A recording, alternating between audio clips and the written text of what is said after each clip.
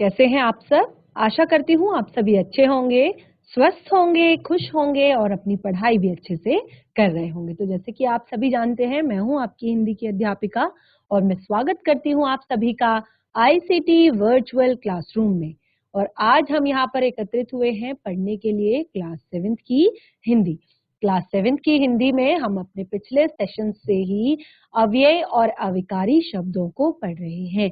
ये जो टॉपिक है हमारा बहुत ही ज्यादा लेंदी है, क्योंकि अव्यय शब्दों के जो 5 भेद हैं ये बहुत ही ज्यादा लेंदी है। लेकिन अगर आप एक बार इन्हें समझ जाते हैं तो ये बहुत ही ज्यादा इजी हैं और हमेशा के लिए आपके काम आने वाले हैं। तो हम अव्यय शब्दों का दूसरा भेद यानी कि संबंध बोधक को पढ़ रहे हैं और संबंध बोधक को हमने परिभाषित भी किया और इसके उपभेदों के बारे में भी हमने अपने पिछले सेशन में जाना। इस पाठ का शेष भाग हम आज पढ़ेंगे, तो सभी बच्चे बिल्कुल अपनी हिंदी व्याकरण की कॉपी पेन पेंसिल लेकर रेडी हो जाइए, क्योंकि हम पढ़ेंगे और समझेंगे, साथ के साथ अपनी कॉपी में इन सारी चीजों को नोट डाउन भी करेंगे। तो शुरू करते हैं आज का सेशन, चलते हैं स्मार्ट बोर्ड की तरफ, सभी बच्चे ध्यान से सुनेंगे।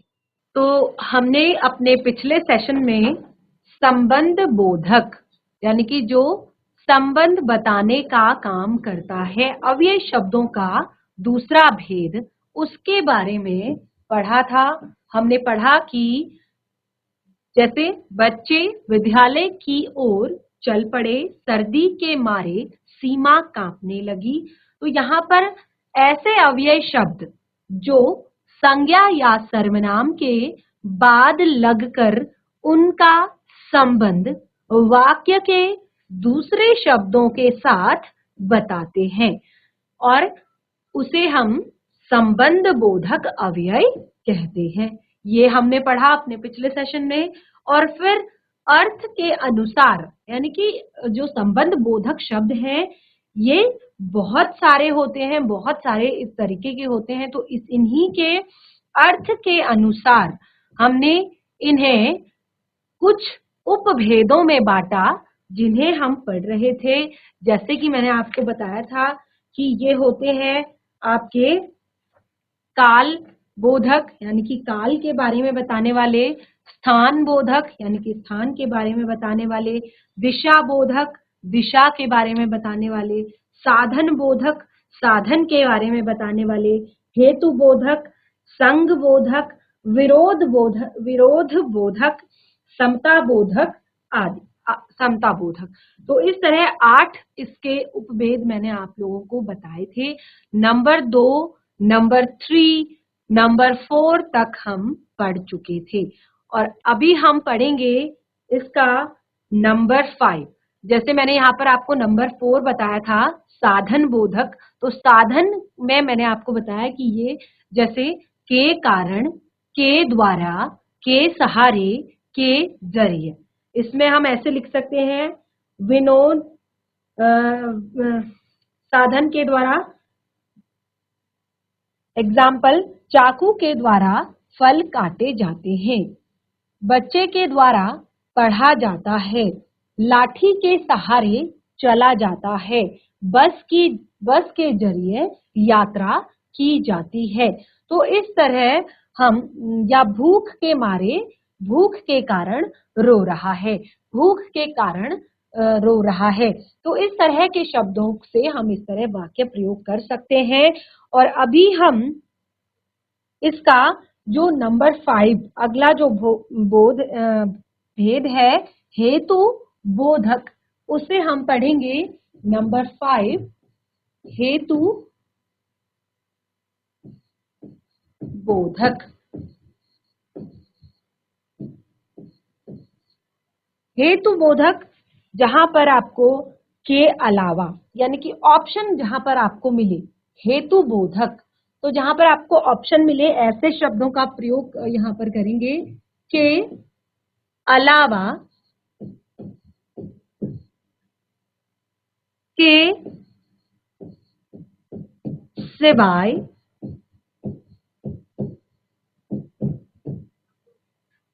के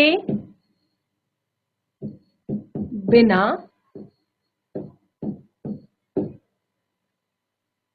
के अतिरिक्त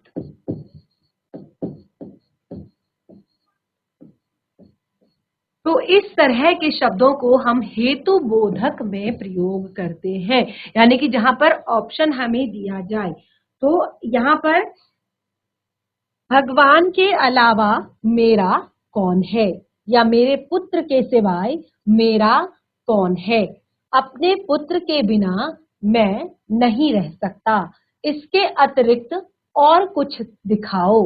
अगर तो इस तरह के वाक्य हम यहाँ पर बना सकते हैं।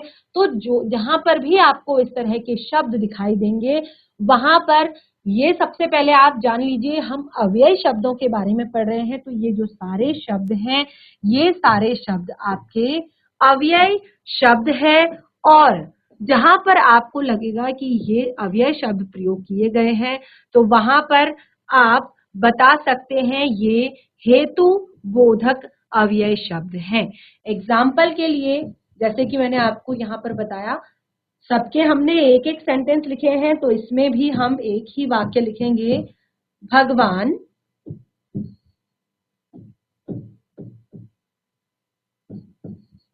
के अलावा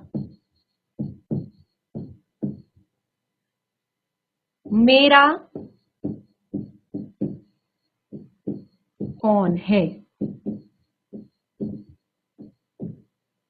तो इस तरह से हम इनको वाक्यों में प्रयोग करते हैं।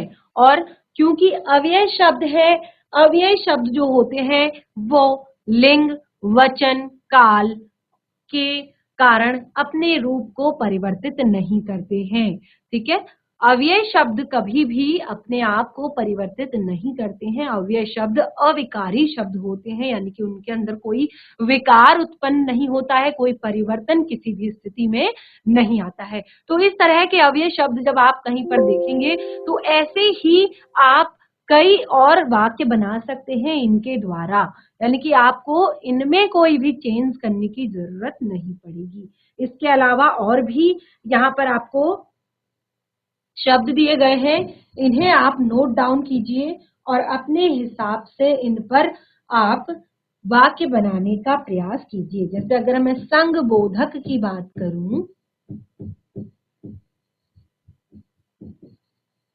तो इसमें क्या होता है, ऐसे संग, तो संग का अर्थ होता है साथ, तो के साथ, के समेत,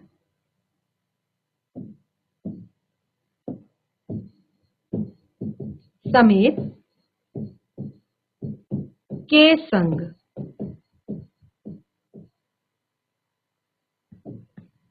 के संग। और बिल्कुल ऐसे ही अगला हमारा है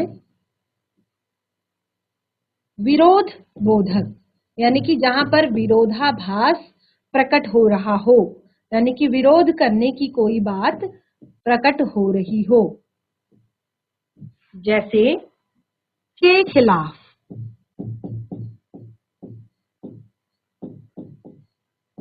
के विरुद्ध,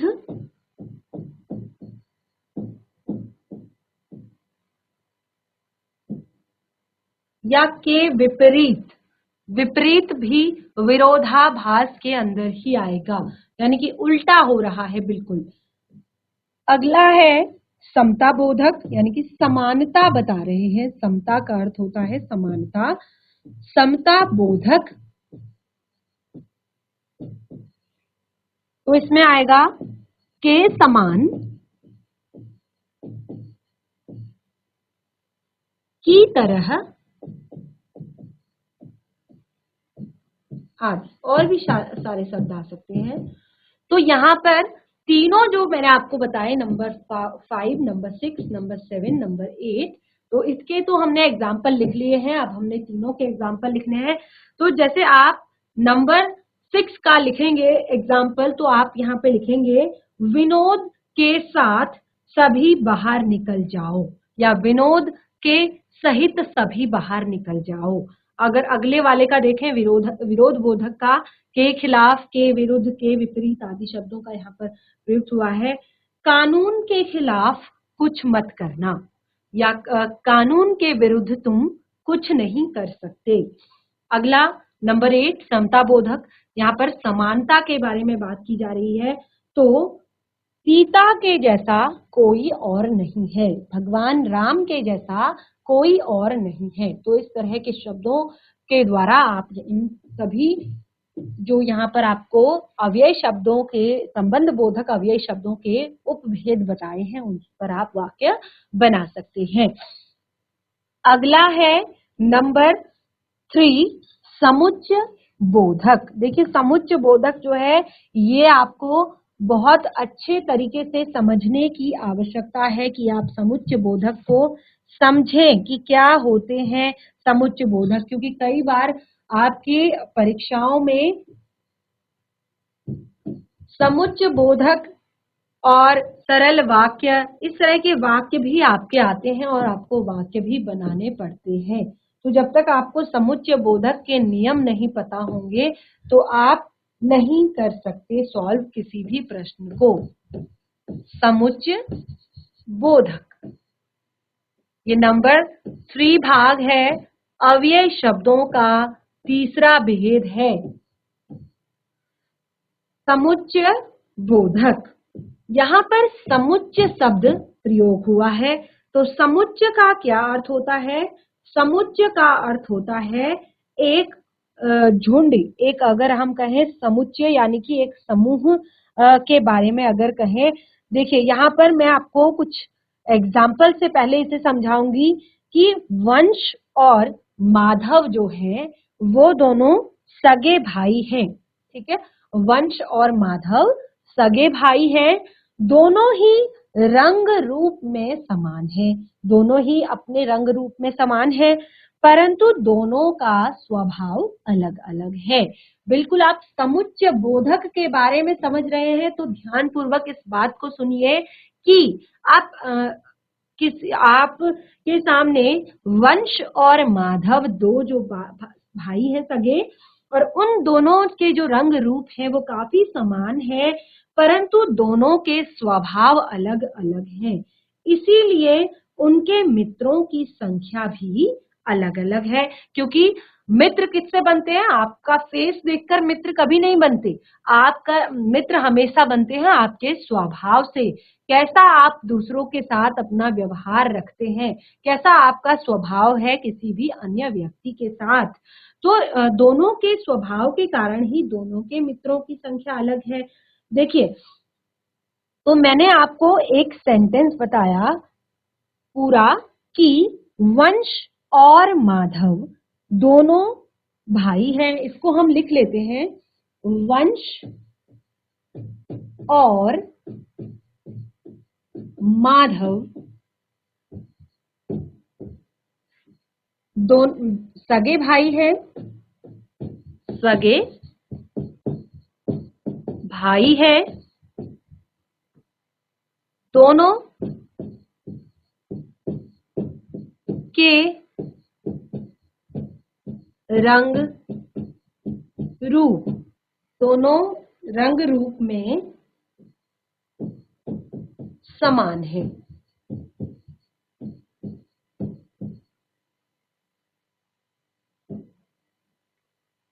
परंतु दोनों का स्वभाव स्वभाव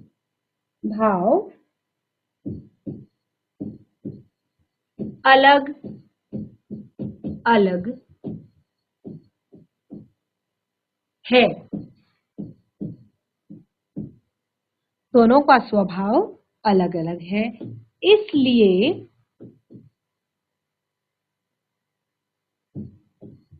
उनके मित्रों की संख्या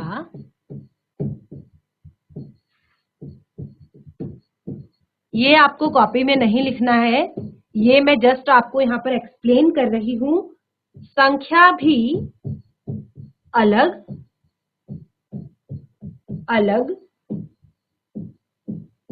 है। देखिए हमने एक यहाँ पर एक वाक्य लिखा है, काफी लंबा वाक्य है कि वंश और माधव सगे भाई है। दोनों के रंग रूप समान है। दोनों रंग रूप में समान है और परंतु दोनों के जो स्वभाव हैं वो अलग अलग हैं। इसीलिए उनके मित्रों की जो संख्या है वो भी अलग अलग है। तो आपको यहाँ पर क्या दिखाई दे रहा है, क्या चीज आपको इसमें समझ में आ रही है? चलिए मैं आपको बताती हूँ। यहाँ पर देखिए, हमने जो ये एक वाक्य लिखा है लंबा सा काफी, इस वाक्य में कुछ शब्द प्रयोग हुए हैं। देखिए कैसे शब्द, वंश और माधव, और दोनों के रंग रूप समान है परंतु दोनों का स्वभाव अलग अलग है, इसलिए उनके मित्रों की संख्या भी अलग अलग है। तो यहाँ पर आप देख रहे हैं जो ये तीन शब्द हैं, वंश और माधव, परंतु दोनों का स्वभाव, इसलिए उनके मित्रों की संख्या। तो आप देख रहे हैं तीनों शब्द जो हैं वाक्यांशों तथा वाक्यों को आपस में जोड़ रहे हैं। जैसे वंश और माधव, और शब्द जो है वो वंश और माधव को आपस में जोड़ रहा है, यानी कि वाक्यांशों को आपस में जोड़ रहा है, परंतु दोनों का स्वभाव अलग अलग है। तो यहाँ पर जो परंतु शब्द का प्रयोग किया गया है ये वाक्यों को आपस में जोड़ रहा है।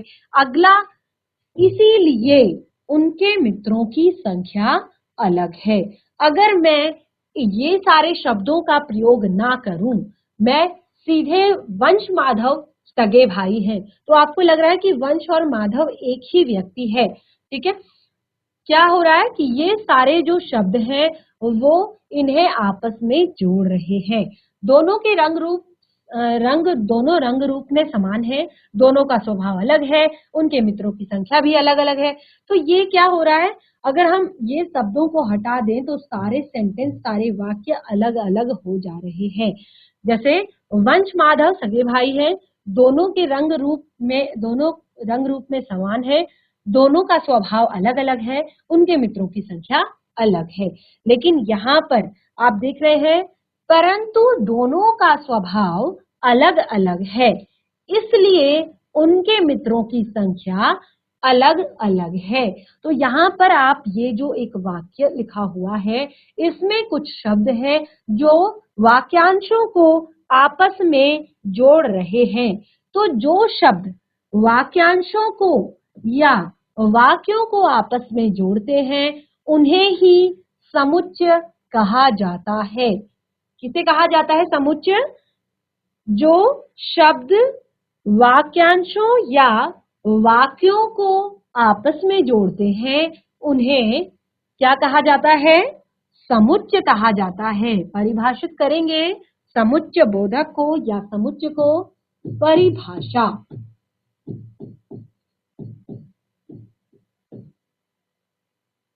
परिभाषा अपनी कॉपी में लिखेंगे, शब्दों,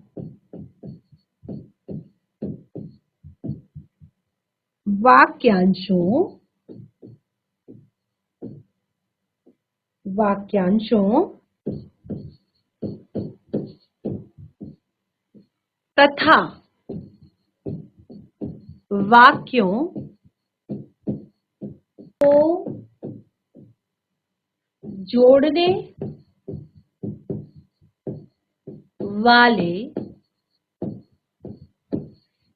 शब्दों या जोड़ने वाले शब्द समुच्चय बोधक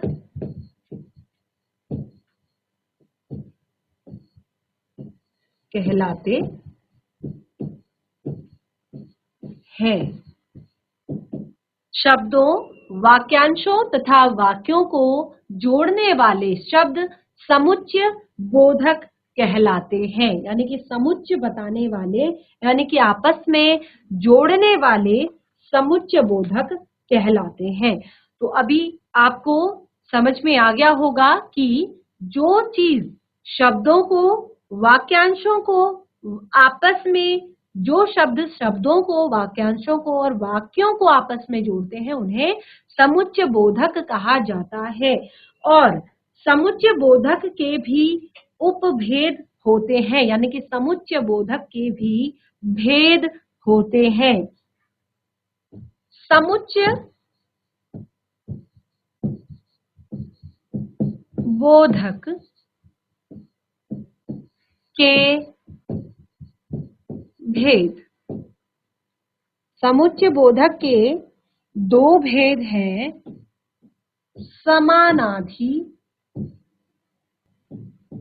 समानाधिकरण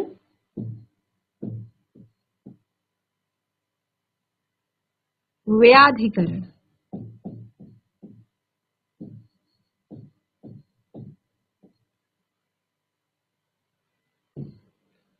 समुच्चय बोधक के दो भेद हैं, समानाधिकरण और व्याधिकरण।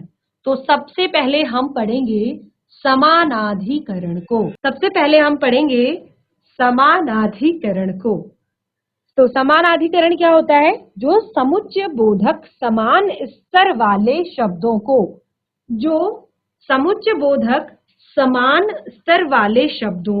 वाक्यों तथा वाक्यांशों को जोड़ते हैं। देखिए, समानाधिकरण की बात हो रही है, यानी कि राघव और सुमेर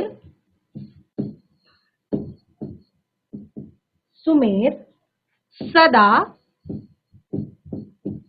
साथ रहते हैं। राघव और सुमेर सदा साथ रहते हैं। जो यहाँ पर राघव और सुमेर सदा साथ रहते हैं, यश पढ़ रहा है तथा नेहा नाच रही है। तो यानी कि यहाँ पे हमें बताया कि जहां पर समान स्तर वाले जो शब्द होते हैं और वाक्य होते हैं या वाक्यांश होते हैं, उनको जब आपस में जोड़ा जाता है तो उन्हें समानाधिकरण समुच्चय बोधक कहा जाता है। तो यहाँ पर कुछ मैंने आपको बताया एग्जाम्पल, जैसे राघव और सुमेर सदा साथ रहते हैं। तो राघव और सुमेर जो है ये आपके समान स्तर के बारे में यहाँ पर बात की गई है कि राघव और सुमेर जो है वो एक समान स्तर के बालक हैं। तो सबसे पहले हम इसकी परिभाषा को लिखेंगे। इसकी परिभाषा को लिखेंगे तो आपको एग्जाम्पल्स आपके क्लियर हो जाएंगे।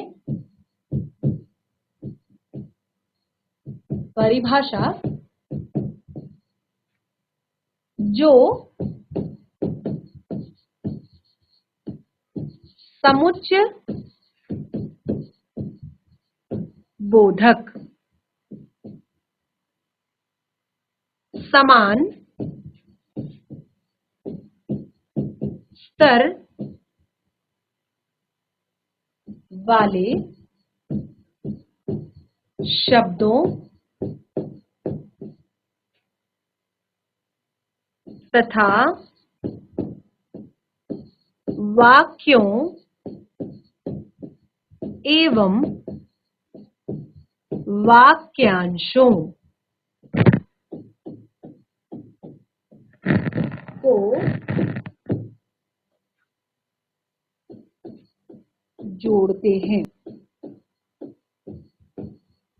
उन्हें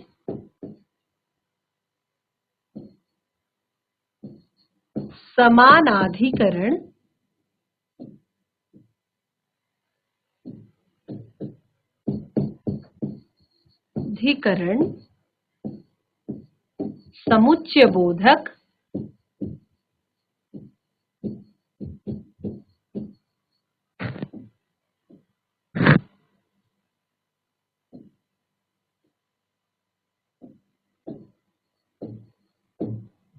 कहते हैं। तो हमने पढ़ा, जो समुच्चय बोधक समान स्तर वाले शब्दों तथा वाक्यों एवं वाक्यांशों को जोड़ते हैं उन्हें समानाधिकरण समुच्चय बोधक कहते हैं। तो बच्चों, संबंध बोधक से संबंधित हमने सारे जो इसके उपभेद थे वो हमने पढ़ लिए और आज हमने इसका तीसरा जो भेद है उसके बारे में पढ़ा, समुच्चय बोधक। तो इसको हम और भी अच्छे से पढ़ेंगे, उदाहरणों से इसको मैं एक्सप्लेन करूंगी आप लोगों को। तो अभी तक आपने जितना भी पढ़ा है अव्यय शब्द और अविकारी शब्दों में, ये आप अपना कल रिवाइज करके आएंगे सारी चीजें। और कल सबसे पहले हम यहाँ पर जो हमारा नेक्स्ट सेशन होगा उसमें हम इस पे डिस्कस करेंगे पहले कि आपने अभी तक कितना सीखा है, उसके बाद ही हम इस टॉपिक को आगे बढ़ाएंगे, यानी कि आगे हम इसको पढ़ेंगे। क्योंकि अव्यय शब्द जो है ये एक बहुत ही महत्वपूर्ण टॉपिक है आपकी हिंदी व्याकरण का, और इसके अंतर्गत आने वाली जो चीजें जो भी अभी तक हमने पढ़ी है सारी की सारी बहुत ही ज्यादा महत्वपूर्ण है। तो आप एक बार, ये आपके लिए होमवर्क है कि आप पिछले सेशंस में पढ़ा हुआ जो भी अव्यय से संबंधित पार्ट है उस सबको आप रिवाइज करके आएंगे। उसके बाद हम अपना जो ये चैप्टर है इसे आगे बढ़ाएंगे। तो आज का सेशन हमारा यहीं पे समाप्त होता है। हम मिलेंगे नए सेशन में, तब तक के लिए धन्यवाद। आपका दिन शुभ हो।